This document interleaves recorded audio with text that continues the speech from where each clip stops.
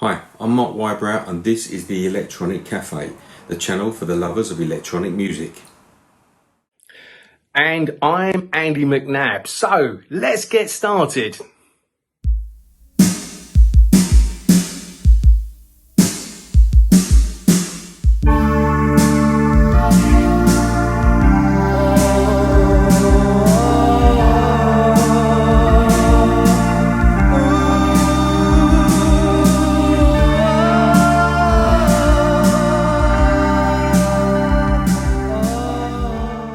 So welcome to episode 56, I can't believe that, of the Electronic Cafe.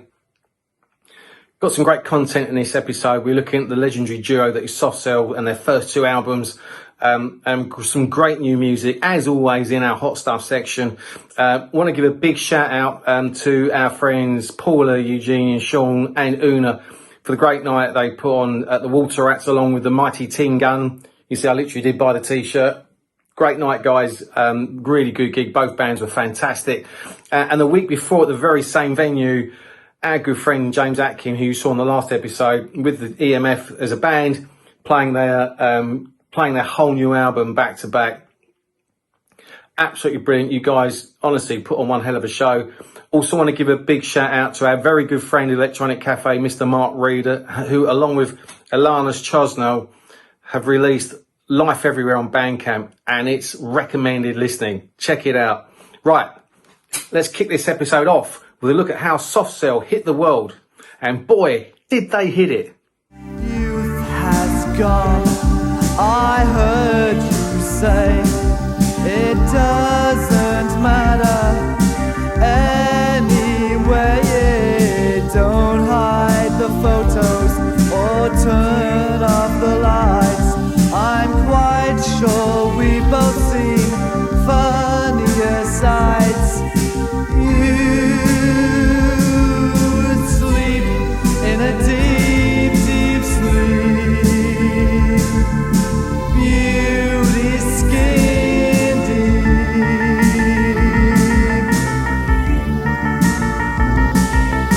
Youth has gone, though we're still young.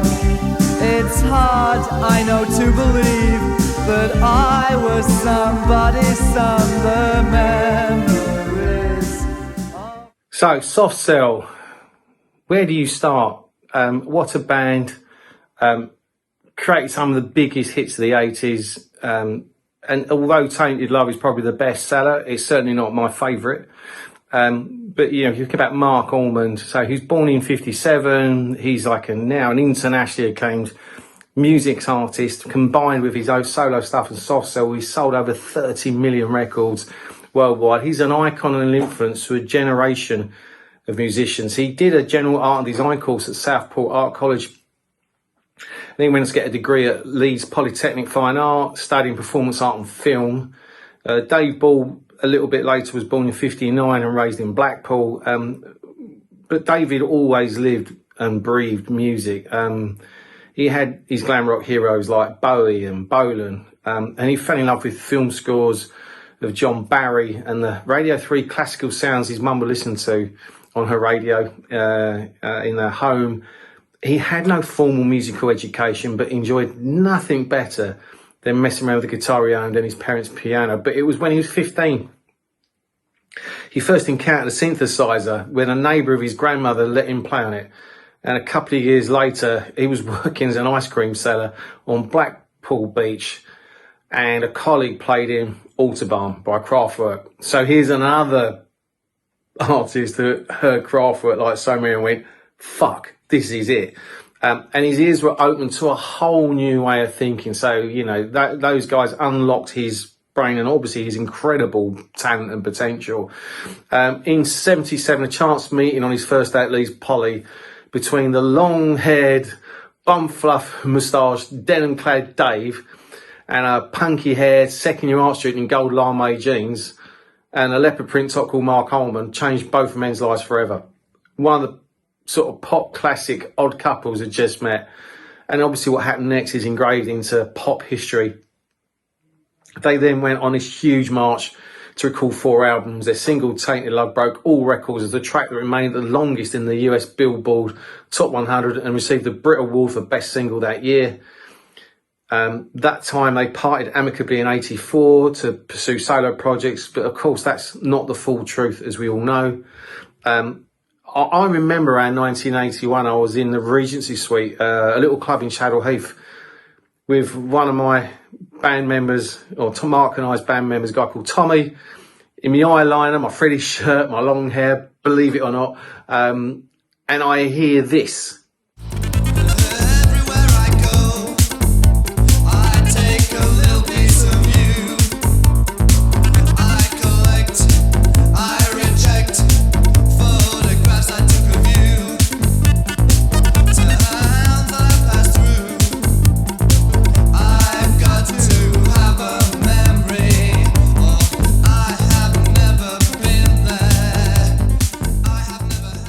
What the hell is this? I thought. I was on the dance floor. The lyrics, the quirky riffs. It was dark. It was light. It was sleazy. It was classy, and I was so into it. You know, the emergence of a pair of no-frills Northerners who had probably more in common with Sparks than Steve Strange injected the genre with a gritty realism, romanticising Soho's murky underbelly. Soft Cell shared its neon tinged spotlight, and it really resonated with me and obviously so many others. Memorabilia was, of course, produced by Daniel Miller, the founder of Mute Records. Even today it sounds fantastic with its throbbing bass line and hypnotic, repetitious clubby loops. But you need to go back even further to where Soft Cell first made their appearance on the musical landscape. We've mentioned it before, but the Some Bizarre album was a sampler compilation album released in 1981, famously including numerous acts like The, Depeche Mode, Blancmange, B-Movie and Soft Cell, before they were all signed. Soft Cell appeared with the song The Girl with the Patent Leather Face. The girl with the patent leather face tears pictures out of magazines, looks longingly at makeup ads and glossy spreads of beauty queens. The girl with the patent leather face sits in a darkened bedsit gloom. She chains her door, squats on the floor, lets no one into her room. So I dived headfirst into the amazing music of Soft Cell. Let's look at their first album. So, in December 1981, Non-Stop Erotic Cabaret was released. There are many strands to Soft Cell's debut album. The record filtered the sort of faded seaside glade of Dave and Mark's upbringings in Blackpool and Southport respectively, through the bold electronic experimentation that brought them together at art school in Leeds. I think, immediately it captured the euphoria of legal ecstasy in the early 80s, New York clubs, the banality of bed sitting in Thatcher's England and the sordid release of Soho at its peak. I think all at once, this album is tender, outrageous, daft, and even, I played this yesterday actually, and after 4 decades, it's hard just not to be bedazzled by the melodrama of it all. Beyond the mega hit Tainted Love, for which it's most commonly remembered, it's a record that's constantly freewheeling its way down one nefarious alleyway after another. It's really hard to overstate just how influential this album has really been in the last 40 years since its release. I can't believe it's 40 years ago. Though there'd been the occasional alternative duo from America like Sparks, who again I love, Suicide, before Soft Cell, Britain hadn't produced a popular synth duo. But when they got together and this happened, boy did they nail it. This is a timeless classic, and it's part of my life collection from albums. There's certain albums that will always get played for as long as I live. This is one of them, as I say, and I know Memorabilia is not on here, but that track changed everything for me when I heard it. I just saw, I think I mentioned it earlier, like another dimension, a kind of a bit more grittiness or gritty realism within that new romantic era. They kind of just injected a slightly darker but exciting dimension to the whole genre.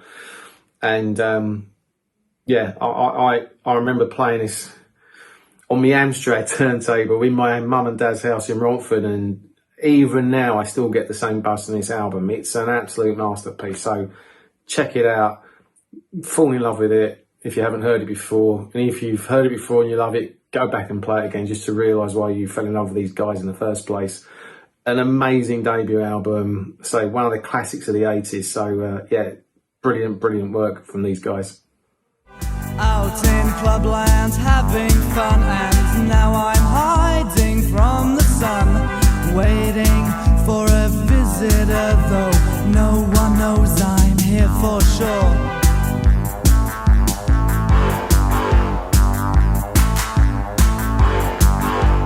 Dancing, laughing, drinking, loving. The love we share seems to go nowhere, and I've lost my light, for I toss and turn, I can't sleep at night.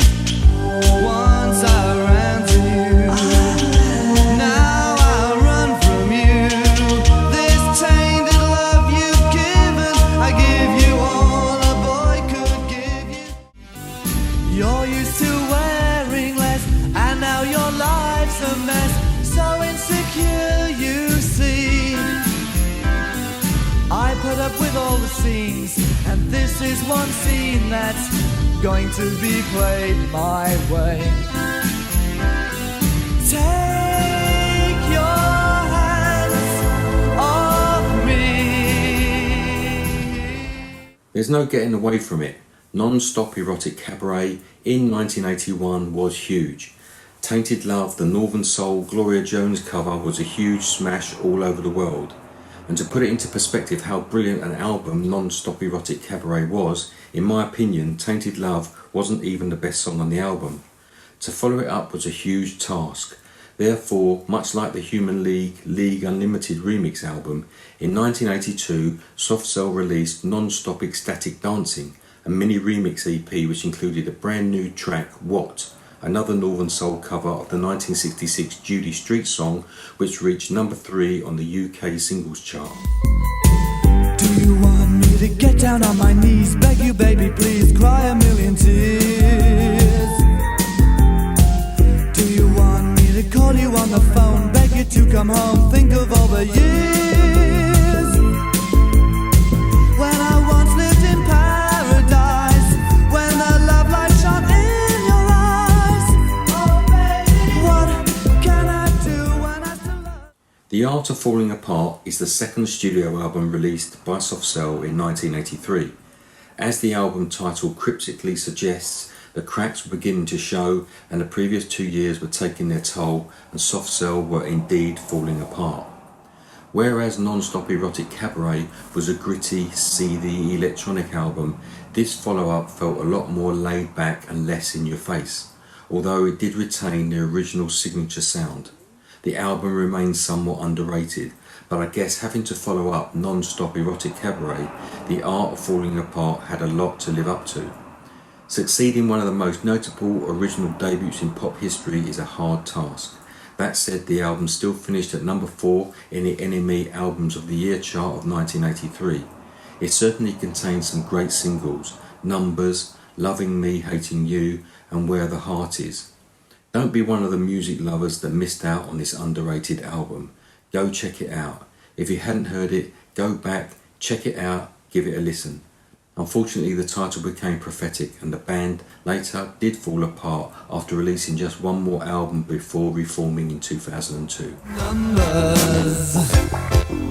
Who's the person that you woke up next to today? If you were any older, then you know you'd have to pay your way. Well, maybe you do already, but you make out they pay you. Did you ask yourself, where did love go wrong with you? Blackmail and lies, and the narrowing of eyes, playing those games again.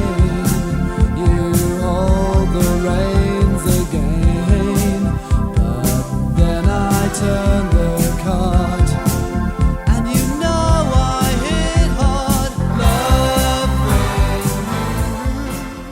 Father looks at you like a snake.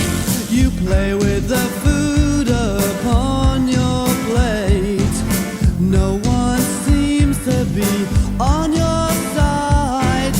Things that threaten to hurt your pride. Mother loves to be concerned, using Western.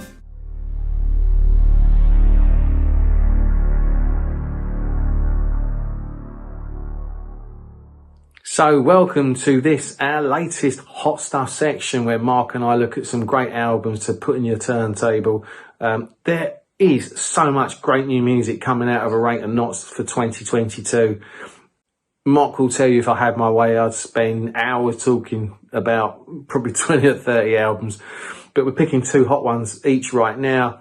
If you want to know more about some of the other great albums that are out there, please go to our Facebook page, where Mark, myself, all our friends at Electronic Cafe are posting such good music constantly. So go check it out. Right.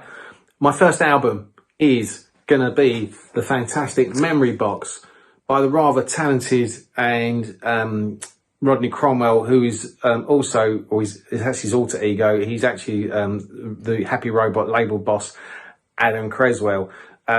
This picks up from its predecessor, Age of Anxiety, where that left off. This album for me shows why he is one of the most innovative and incredibly enjoyable electronic acts around. There's an album called Intercom that really sets the scene perfectly. There's like a vocoder, there's sort of dark synths, then you go to track 2, Opus 3, and then you are absolutely hooked into this album. Imagine Vince Clarke leaving Yazoo and joining a very early New Order. That song is probably how they would sound. It's quite brilliant, and for me, one of the standout tracks on this album. The title track follows its early mute synths, complementing the very poppy Opus 3. The nice thing about this album, it really moves into different shades of dark and light, and the darker territory comes with tracks like Fluctuations and Waiting Room. And I think, Waiting Room is a real standout. And then it goes into like a Kraftwerk-esque, if there's such a term, or such a term, cloud catalogue, which has much more of its pure synth pop sound. There's the Department of Public Tranquility, which kind of reminds me of what the Cure would sound like if they were fully electronic. It's very Rob Smith-like. There's three closing tracks are an absolute joy. Wristwatch Television is like a glam rock Silicon Teens, which is very much not a bad thing. Its light feel is quickly offset by the dark instrumental Calculations, which is awash with brilliant sort of 70s style synth sounds. But the closer for me is probably my favourite track. It's called The Winter Palace. It's a glorious, pure synth pop track that ends this album so well. It really is a hairs on the back of your neck standing up track. And I think with this album, it really shows Rodney's many talents. It's an album that, for me, frustratingly, again, like the album I'm going to talk about afterwards, deserves as wide an audience as possible. If you are a fan of electronic music of any type, you will find something in this to love. This is a great, great album. I would thoroughly recommend you grab a copy, invest some time in it, and you will be rewarded handsomely. And as they say in New York, this is a contender. It's a great album. As I say, Memory Box, Rodney Cromwell. Hope you like it. Let me know what you think. Agitation inside, the words they won't find. So we get lost to whispers and chains. Try to think of your face, some memory fades. I dream of you, regardless. My first Hot Stuff album choice is Vicarious Life by Le Cliché, released in 2022. Le Cliché are, in effect, Gerard Ryan, who is the Limerick-born, Spanish-based minimalist synthwave artist. Gerard is a musician, a visual artist and a university professor of marketing, and his albums tend to have a theme, previously about consumerism, consumption and indeed marketing. Vicarious Life is no different. It is about the COVID-19 pandemic where we spent long periods of time stuck at home, cut off from direct contact with others, unable to do things and seeking out ways of experiencing the world vicariously through imagination, social media, online or via the experiences of others. That said, Le Cliché's latest album is everything you want in a cold, minimal synthwave album, saturated in the kind of sinister broodiness with shades of Cabaret Voltaire, Fat Gadget and the early Human League, coupled with great production and textures. If you haven't heard Le Cliché yet, pop over to his Bandcamp page and check him out. I've mentioned Le Cliché before, really clever electronic music to stimulate both your ears and your mind.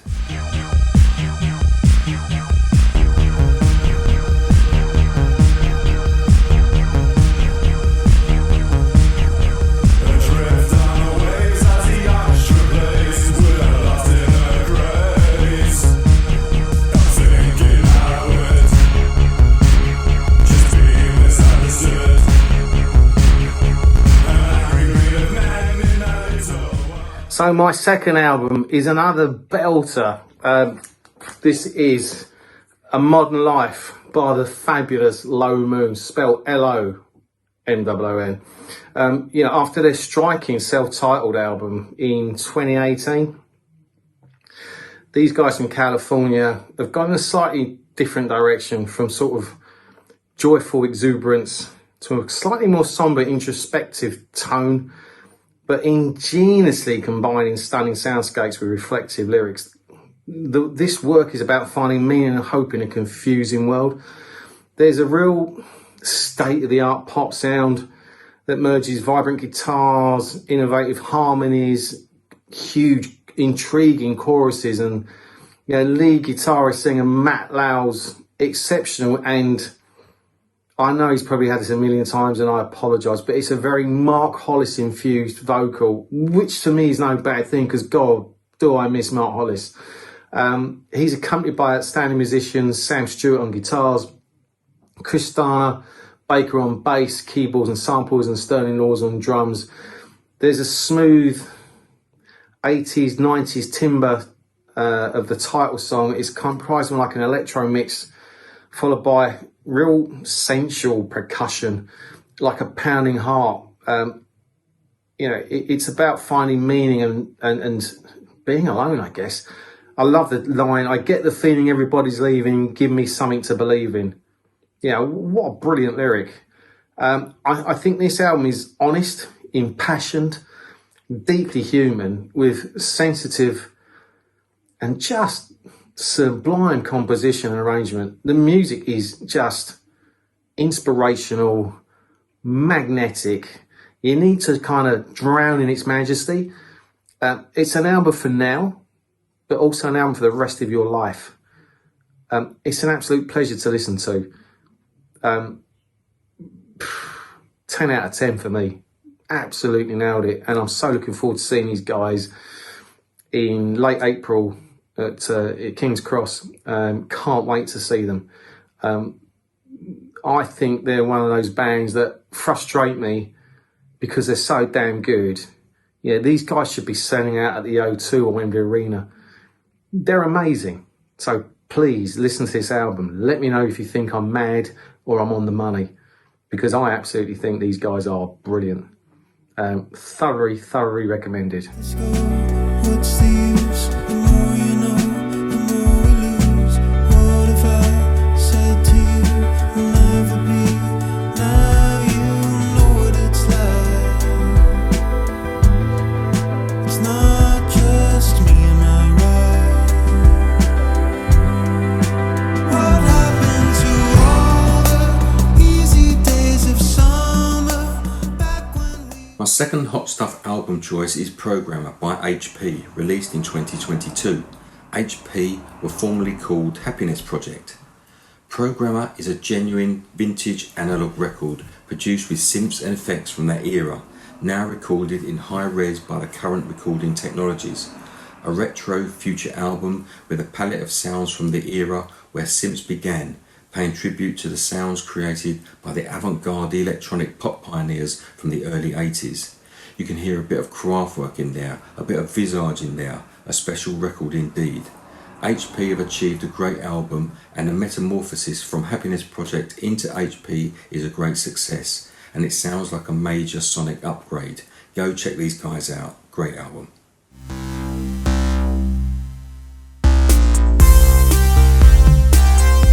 From room to room,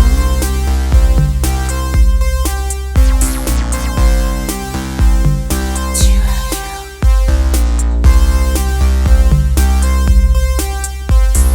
Wanna be certain to wreck my house, shatter windows from room to room. So that's it for another music-packed edition of the Electronic Cafe. I hope you liked Mark and I's journey through the early career of the fabulous Soft Cell.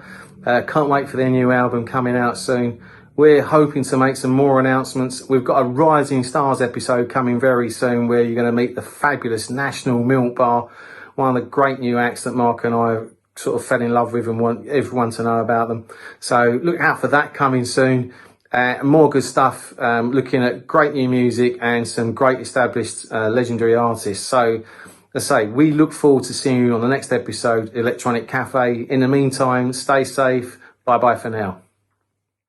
Thanks for watching the Electronic Cafe. We'll see you again soon. Bye bye.